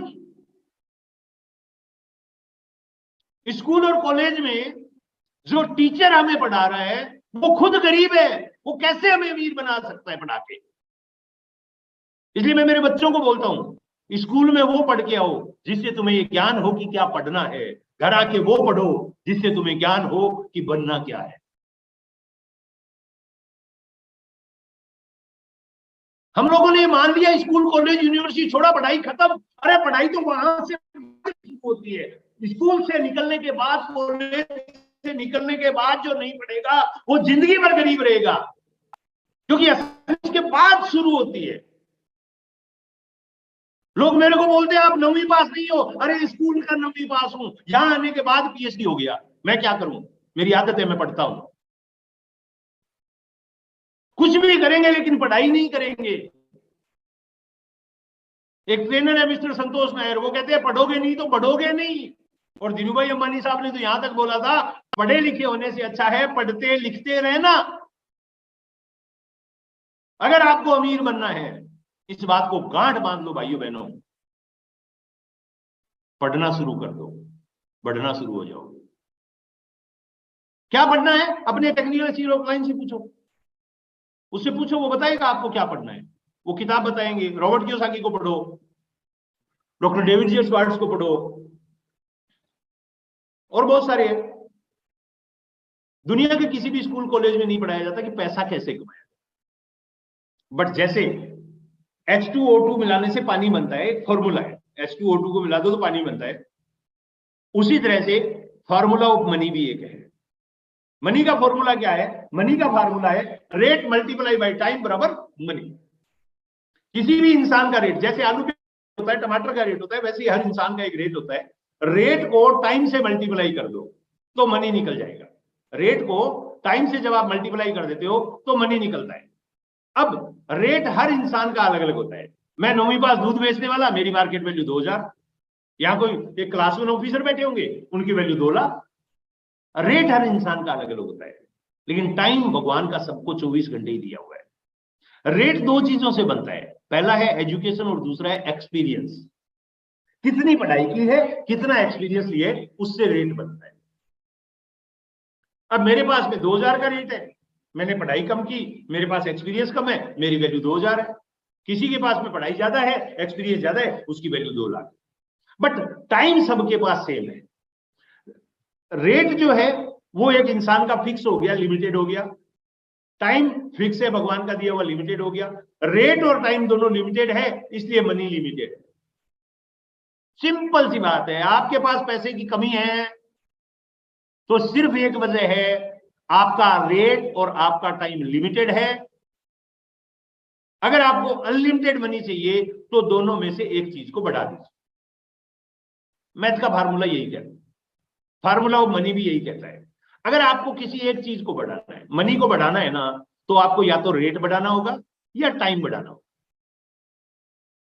10 घंटे का टाइम है, आप चाहो तो इसको 20, 30, 40, 50 घंटे कर लीजिए, या फिर आपका जो रेट है उसको बढ़ा लीजिए। अब रेट बढ़ेगा कैसे? आपको एजुकेशन लेनी होगी, दोबारा कॉलेज चाहिए, दोबारा डिग्रियां लीजिए, फिर दोबारा एक्सपीरियंस लीजिए। हिस्ट्री में आज तक ये देखा गया है, कोई भी इंसान अपने रेट को अनलिमिटेड नहीं कर पाए। अगर अनलिमिटेड मनी चाहिए, अभी मनी लिमिटेड है, अनलिमिटेड चाहिए तो रेट और टाइम दोनों में से एक बढ़ाना होगा। हिस्ट्री में आज तक इतिहास गवाह है, कोई भी इंसान अपने रेट को अनलिमिटेड नहीं कर पाया। और अनलिमिटेड को लिमिटेड से गुणा करोगे तो अनलिमिटेड निकलेगा, लेकिन अनलिमिटेड कर ही नहीं पाएगा रेट को कोई आदमी, तो फिर लिमिटेड रेट में तो लिमिटेड टाइम में लिमिटेड पैसा बने। लेकिन जो बड़े बिजनेस हाउसेज है, टाटा, बिरला, बजाज, वांगा, डालमिया, अंबानी, इन्होंने एक फॉर्मूला निकाल दिया। वो फॉर्मूला है टाइम मल्टीप्लिकेशन। इन्होंने टाइम मल्टीप्लिकेशन का फॉर्मूला निकाला। अब वो करना क्यों है अनलिमिटेड आमदनी? कई लोग कहते हैं साहब ठीक है, वो तो ठीक है, लेकिन मेरे को अनलिमिटेड आमदनी चाहिए ही नहीं। अनलिमिटेड आमदनी इसलिए चाहिए क्योंकि बहुत सारे अनलिमिटेड सपने हैं, अभी जरूरतें ही पूरी नहीं हो रही है क्योंकि आय लिमिटेड है। तो सपने को पूरा करना है तो अनलिमिटेड आमदनी चाहिए। 80-90% लोग इस देश में पूरे दिन मेहनत करते हैं, दिन रात मेहनत करते हैं, लेकिन वो बेचारे मेहनत कर करके बाल्टियां ढो रहे हैं एक तरह से। लेकिन इन बाल्टियों के नीचे छेद है, कोई महंगाई का है, कोई बीमारी का है, कोई होम लोन की फीस, कोई कार की फीस, कोई स्कूल फीस, और इसकी वजह से सबकी जेब से पैसे निकलते जा रहे हैं। मैं आपको जो फार्मूला बता रहा हूं वो फार्मूला आपके घर में एक नल लगाने जैसा है। पैसे का नल लग जाए आपके घर में तो कैसा होगा, मजा आ जाए साहब। और वही फार्मूला मैं बताने जा रहा हूं। मैं वापस घूम फिर के वहीं आ गया हूं जहां से अपनी बात चली थी, जे पॉल गेटी के फार्मूले चले। इस दुनिया में पैसे कमाने के 4 तरीके हैं, रॉबर्ट कियोसाकी कहते हैं। पहला है लोग नौकरी से पैसा कमाते हैं, जिसको हम एक्टिव या पर्सनैलिटी बेस्ड इनकम बोलते हैं। जो मैं आपसे 2 इनकम की शुरू में बात किया था, वो पर्सनैलिटी बेस्ड इनकम और एसेट बेस्ड इनकम। ये जो इनकम है ये पर्सनैलिटी बेस्ड इनकम होती है। आदमी काम करता है, पैसा आता है, काम बंद, पैसा बंद, यानी एक्टिविटी या पर्सनैलिटी। दूसरा सेल्फ एम्प्लॉयड, डॉक्टर, वकील, इंजीनियर, चार्टर्ड अकाउंटेंट या छोटे दुकानदार या बिजनेसमैन, जो भी लोग जिनके बगैर काम नहीं चलता, वो सारे के सारे लोग सेल्फ एम्प्लॉयड होते हैं। यानी वो कहते हैं अभी मेरा धंधा मेरे बगैर नहीं चलता, वो सेल्फ एम्प्लॉयड है। ये 2 प्रकार के लोग, 95% लोग है पूरी दुनिया में, बट अफसोस पैसा सिर्फ 5%। ये लेफ्ट साइड में एक्टिविटी और पर्सनैलिटी बेस्ड इनकम, यानी जो रेट के द्वारा निर्धारित, वो 95% लोगों के पास पैसा सिर्फ 5% है। और यही कारण है हमारा अड़ोसी, हमारा पड़ोसी, हमारा दोस्त, हमारा रिश्तेदार, हमारा दूर का रिश्तेदार, हमारा नजदीक का रिश्तेदार, हमने सबको भागते ही देखा है। सब पैसे के लिए भाग रहे हैं, इसलिए हमें लगता है वो पैसे के लिए भाग रहे हैं तो हमें भी पैसे के लिए भागना ही। सब लोग इसी में उलझे पड़े हैं। हमें लगता है कि भाई सारी दुनिया पैसे के लिए भाग रही है तो हमें भी भागना है। सारी दुनिया गरीब है तो हम भी गरीब है, सारी दुनिया मिडिल क्लास है, हम भी मिडिल क्लास है, अमीर तो कोई सा है। कभी भी हम दिमाग नहीं लगाते हैं कि ये वाले लोग अमीर क्यों हैं। ये वाले लोग अमीर इसलिए क्योंकि एसेट बेस्ड, जिसको हम पैसिव आमदनी बोलते हैं, वो लेते हैं, और वो होती है टाइम बेस्ड। ये लोग क्या करते हैं, ये लोग टाइम को बढ़ा देते हैं। जैसे मुकेश अंबानी जी ने क्या किया, रिलायंस जियो में क्या किया। यहाँ पे एक एग्जांपल मैं देना चाहूंगा आपको। रिलायंस जियो में मुकेश अंबानी जी ने क्या किया, वो स्किप हो गया था शायद यहाँ पे, ये वाला। मुकेश अंबानी जी ने क्या किया, वो बी क्वाड्रेंट का बिजनेस करते हैं। उन्होंने 50,000 लोगों को नौकरी पे रखा। 10 घंटे एक आदमी काम करता है, 5 लाख घंटे पर डे काम। अब एक इंसान करता है पूरी जिंदगी में 1,20,000 घंटे काम। और दूसरी तरफ मुकेश अंबानी अकेला एक दिन में काम लेता है 5 लाख घंटे।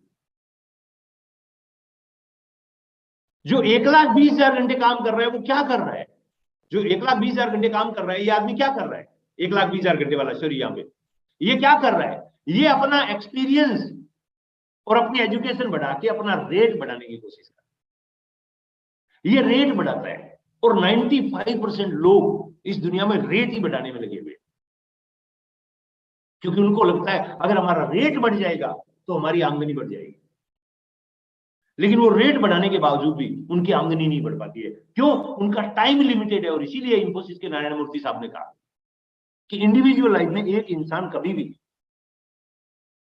अपने दम पे अमीर नहीं बन सकता, अकेला अपने दम पे अमीर नहीं बन सकता। अगर उसको अमीर बनना है तो उसको लोगों का साथ चाहिए, उसको लोगों का सहयोग चाहिए। वो इसीलिए बोल रहे थे क्योंकि ये फॉर्मूला उन्होंने काम में दिया था कि वो लोगों का टाइम ले लो। अगर मुकेश अंबानी के 50,000 एम्प्लॉय 10 घंटे काम करते हैं, 5 लाख घंटे रोज काम होता है। अगर 90% काम का पैसा सारा मुकेश अंबानी इन्हीं को वापस दे दे तो भी 10% बचता है, तो भी 50,000 घंटे रोज हर दिन होता है। 50,000 घंटे। और यही चीज मेरी हो रही है। 30,000 लोग अगर 1 घंटा भी रोज आरसीएम के प्रोडक्ट का इस्तेमाल करते हैं तो भी आत्माराम का काम 30,000 घंटे हो रहा है रोज। आत्माराम 2 घंटे 3 घंटे काम करने वाला आदमी, उसके काम से अमीरी थोड़ी आ जाएगी उसके घर में। लेकिन वो 1-1 घंटा भी टीम जुट जाती है और वो टीम काम करती है तो आत्माराम अमीर हो जाता है। सो अगर आपको वेल्थ क्रिएट करना है, अगर आपको अमीर होना है, अगर आपको पैसे वाला बनना है, तो आपको, चाहे आप यहां हो, मैं पहले नौकरी करता था, दूध बेचता था, तब कहां था? यहां था, नौकरी करता था तब। यहां से मैं यहां आया, खुद का काम शुरू किया, 400 से 4,000 का आदमी बना। लेकिन यहां से 4,000 से 4 लाख का तो नहीं बोलूंगा क्योंकि अभी नहीं हुआ है, लेकिन 2.25 लाख का आदमी बन गया, 2.5 से 3.25 लाख। यहां से यहां है। अब यहां से यहां आने का मेरे पास कोई तरीका नहीं था, ना मैं जियो जैसा सिस्टम बना सकता था। ये देखिए, बिजनेस ओनर क्या करते हैं? Build a system and own an organisation. वो सिस्टम बनाते हैं, एक टीम बनाते हैं, जिसकी वजह से उनको एसेट बेस आमदनी आती है, क्योंकि वो टीम और वो सिस्टम उनके एसेट बन जाते हैं। वो टाइम मल्टीप्लिकेशन करते हैं, इसलिए उनका वेल्थ मल्टीप्लाई होता है। सो अगर हमें अमीर बनना है, अगर हमें बहुत सारा पैसा बनाना है, अगर हमें इस दुनिया में रिच होना है, तो हमें एसेट बेस आमदनी पे काम करना होगा। और एसेट बेस आमदनी जो है वो आरसीएम बिजनेस में। क्या करते हैं हम आरसीएम बिजनेस में? कुछ नहीं करते हैं, 2 काम करते हैं आरसीएम, सिर्फ 2 काम करते हैं, ज्यादा 3-5 कुछ नहीं करते। पहला काम हम क्या करते हैं? हम अपनी दुकान होल लाइफ के लिए बदल देते हैं, परमानेंट बदल देते हैं। ना हमें कोई क्वालिटी चाहिए, ना हमें कोई ब्रांड चाहिए, ना हमें कोई ना चाहिए। भाई ऐश्वर्या कहती है मेरे गोरेपन का राज लक्ष्य, तो आत्माराम को उस लक्ष्य से नहाने की जरूरत नहीं है, क्योंकि आत्माराम को यह बात अच्छी तरह से पता है कि ऐश्वर्या पैदा हुई थी ना तब गोरी थी। उसके माँ बाप का रोल है उसके गोरेपन में। अगर वो ब्राजील में पैदा होती है या कीनिया में पैदा होती है या श्रीलंका में, श्रीलंका तो फिर ठीक ठाक है, अगर वो वहां पे क्रिस गेल जिधर से वेस्ट इंडीज से आता है, अगर उधर पैदा होती ना, तो काट के लक्ष्य का अगर उसके लेप कर देते ना तो भी वो काली रहती। तो वो झूठ बोलती है, मेरे को पता है वो झूठ बोलती है। मुझे पता है अमिताभ बच्चन साहब पहले मैगी के ऐड करते थे, नूडल्स 2 मिनट में झट से तैयार। मुझे पता है वो नहीं खाते क्योंकि उनके पेट में अल्सर है। वो गेहूं की रोटी नहीं खाता, वो आदमी अब मैगी थोड़ी खाएगा, बट वो बेच देती थी। मैंने एक दिन अखबार में पढ़ा अमिताभ बच्चन लीलावती हॉस्पिटल में भर्ती करवाए गए। क्यों? बोला कचौरी खा ली थी, हाथ में फंस गई और बेच रहे थे। हाजमोला टीवी पे, हाजमोला हज हम सब चाहे जब। मैंने कहा यार ये लोग पैसा कमाने के लिए झूठ बोल रहे हैं और अपन कह रहे हैं ब्रांडेड यूज कर रहे हैं। अपन ने ब्रांड को अपनी जिंदगी से निकाल दिया, आरसीएम को अपना ब्रांड बना। क्योंकि मेरे को एक बात समझ में आई, अगर मैं ब्रांड यूज करूंगा तो ब्रांड कोई और बनेगा, अगर मैं ब्रांडेड यूज करूंगा तो ब्रांड कोई और बनेगा, मैं आरसीएम का यूज करूंगा तो ब्रांड में बनूंगा। आपको भी ये बात को समझना है, किसको ब्रांड बनाना चाहते, खुद को या किसी और को? विराट को बनाओ, सचिन को बनाओ, सलमान को बनाओ, या खुद को बनाओ। पेपर में लिखना, जितने लोग उनका ब्रांडेड प्रोडक्ट यूज करते हो ना, वो सबका नाम लिखना और बोलना, पूछना इनको ब्रांड बनाना आया है या खुद को ब्रांड बनाना है? खुद को बनाना है, आरसीएम, बात खत्म। महंगा है, सस्ता है, काम का नहीं है, बेकाम का है, बेकार का है, कुछ भी है, टेढ़ा है पर मेरा है, टेढ़ा है पर मेरा है। कुरकुरे की ऐड आती है ना, वो टेढ़ा है पर मेरा है। कैसा भी है, काला गलूटा बैंगन झूठा मेरा है। पहला काम, हम आरसीएम के 100% प्रोडक्ट का इस्तेमाल करते हैं। दूसरा, 2 टांगों पे चलता हुआ आदमी टाइप का कोई भी मिले, उसको इन प्रोडक्ट के बारे में बताने से शर्म नहीं। आदमी टाइप का 2 टांगों पे चलता हुआ मिले, उसको इन प्रोडक्ट के बारे में बताने से शर्म और परहेज नहीं करते। वो क्या सोचेगा वो उसका काम है। अगर उसके बारे में मैं सोचने लग जाऊं तो वो क्या करेगा? वो अच्छा सोचेगा, बुरा सोचेगा, गंवार सोचेगा, बुद्धू सोचेगा, बेवकूफ सोचेगा, वो जो मर्जी मेरे बारे में सोचे, मेरे को उसके सोच से कोई फर्क नहीं पड़ता है। क्योंकि मुझे पता है अमिताभ बच्चन जब ऐड देता है तो उसको पता है कि मैं किसी के सिर में वो बालों में तेल लगा रहा हूं ना, ठंडा ठंडा कूल कूल, तो मैं नाई नहीं हूं। मैं 2 करोड़ 3 करोड़ लेके उसके सिर में हाथ मार रहा हूं 2 सेकंड के लिए। अगर उसको 2 सेकंड, इतने बड़े मिलेनियम स्टार को शर्म नहीं आती है पैसे कमाने के लिए 2 सेकंड किसी के सिर में तेल का हाथ मारते हुए, तो इस आत्माराम को शर्म क्यों आती है आरसीएम का प्रोडक्ट किसी को बताते हुए? लेना है नहीं ले, भाड़ भी लेना नहीं, मेरे को कोई मतलब नहीं है उससे। मेरे 4 फीट के दायरे में जो आ गया ना, और 2 टांगों में है और आदमी टाइप का है, मैं नहीं बख्शूंगा उसको। मैं उसको आरसीएम के प्रोडक्ट के बारे में बताऊंगा, या तो वो मेरे को देखिए भाग जाएगा या मेरी टीम में शामिल हो जाएगा, बात खत्म। अब ये बताना कैसे है, इसके बारे में मैं रोज सीखता हूं कि उससे बात कैसे करनी है, उसको नाम लेके पुकारना है, उसके प्रोफेशन की तारीफ करनी है, वो सब कुछ मैं सीखता हूं। सीखने के लिए मेरे पास एक बहुत बढ़िया सिस्टम यूएस ने डिजाइन करके दिया हुआ है, मैं उस सिस्टम को फॉलो करता हूं। यूएस का एजुकेशन सिस्टम है, आजकल तो RCM official YouTube channel, US का चैनल और गुरुदेव बीसी छाबड़ा जी का ये चैनल, बहुत सारे चैनल हो गए। यूएस के चैनल पे 6 बेसिक 8 कोर 7 कोर्डिनल के 21 वीडियो है। प्लेलिस्ट में जाइए, 6 बेसिक टच करिए, 6 बेसिक निकल जाएंगे, 6 अलग अलग लीडर ने बताइए, उनको फॉलो करिए। 8 कोर पे टच करोगे 8 वीडियो निकलेंगे, उनको फॉलो करिए। और 7 कोर्डिनल 7 को टच करिए, 7 वीडियो निकलेंगे, उनको सीखिए, उनसे रोज ज्ञान लीजिए। मत सुनिए यूट्यूब पे जाके बड़े बड़े भांत के लीडरों को, कोई कुछ नहीं मिलने वाला है। वो सब रिसर्च करने के बाद आपके सामने बैठा हूं। 6 बेसिक 8 कोर 7 कोर्डिनल के जो वीडियो है उनको देखिए, उनको जो तरीके बताए गए, अत्री साहब ने लिस्ट बनाने का तरीका कैसे बताया है, महावीर जी ने प्लान के बारे में कैसे बताया है, वत्स साहब ने कोई और चीज के बारे में कैसे बताया, वो जो जो उन्होंने बताया है उसको नोट डाउन कीजिए और उसको अपने जीवन में डेली रूटीन लाइफ में अप्लाई कीजिए। एक दिन आप भी यहां बैठे होंगे, पूरा हिंदुस्तान आपको सुन रहा होगा। ये आपके साथ भी होगा, ये मेरे साथ भी हुआ है, यही हिंदुस्तान के लाखों लोगों के साथ हुआ है। बहुत बहुत धन्यवाद, थैंक यू वेरी मच, शुक्रिया, जय हिंद। अब कोई सवाल पूछ रहा था वो पूछ सकते, थैंक यू। कोई बात बुरी बात ले लूं जी गुरुदेव? मेरे ख्याल से आज आपने पूरा का पूरा एकदम नेटवर्क इंडस्ट्री का जो निचोड़ है, और जिससे नेटवर्क इंडस्ट्री यहाँ बैठे हुए हर आदमी को अगर आज समझ में नहीं आया ये बात, तो फिर उसको कभी समझ में नहीं आएगा। तो इतना गहरा रहस्य कि भी आपके पास किस तरह का बिजनेस होना चाहिए और उसमें आपको क्या क्या करना चाहिए, प्रैक्टिकल और लाइव चीजों के माध्यम से जो जानकारी दी है, वो अगर आप लोगों ने बहुत गहराई से समझी और उसमें से जो भी आपको ठीक लगी उसको भले अभी आप YouTube पे देख के दोबारा देख के नोट्स बना के कुछ थोड़ी सी चीजों को भी अगर अपने जीवन में अप्लाई कर लेंगे तो आपको सफलता जरूर मिलेगी। और आत्माराम जी ने बहुत समय दिया और बहुत शानदार मोटिवेशन भी दिया आज आपने। आज एक मोटिवेटर की तरह से आप पूरा कमाल का मोटिवेशन दे रहे थे, उसके लिए भी आपका बहुत बहुत धन्यवाद, बहुत बहुत आभार। और चूंकि समय काफी आपसे सीखा हूं सब। हाँ बिल्कुल, समय बहुत अच्छा हो गया है, तो अब हम बहुत ज्यादा लंबा करते हुए नहीं करने के बजाय, जी सर, जी सर, हाँ ठीक है।